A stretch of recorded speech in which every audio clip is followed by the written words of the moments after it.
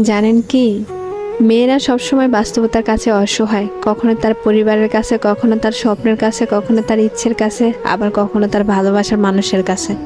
জানেন কি, একটা মেয়ে তার জীবনের প্রত্যেকটা সময় অন্যের জন্য বেঁচে থাকে।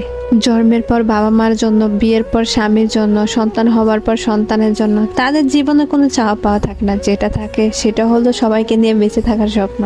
মেয়েরা পারে না তাদের ইচ্ছা মতো চলতে, পারে না কাউকে ভালোবেসে সুখে থাকতে, পারে না তার ছোট ছোট স্বপ্নগুলো পূরণ করতে।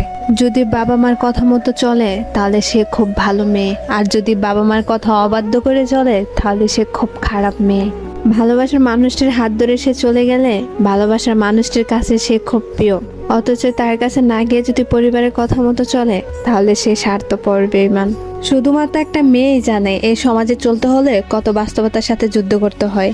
মেয়ে মানে কিছু করার আগে হাজারবার চিন্তা করে করতে হবে এই সমাজ কি বলবে। মেয়ে নামের শব্দটি এক একজনের কাছে এক এক রকম, কারো কাছে বেঈমান, কারো কাছে স্বার্থপর, কারো কাছে প্রতারক। আসলে মেয়েরা স্বার্থপর, বেঈমান, প্রতারক কিছুই না। মেয়েরা যদি প্রতারক হতো তাহলে কোনো সন্তান এই পৃথিবীর মুখ দেখতো না।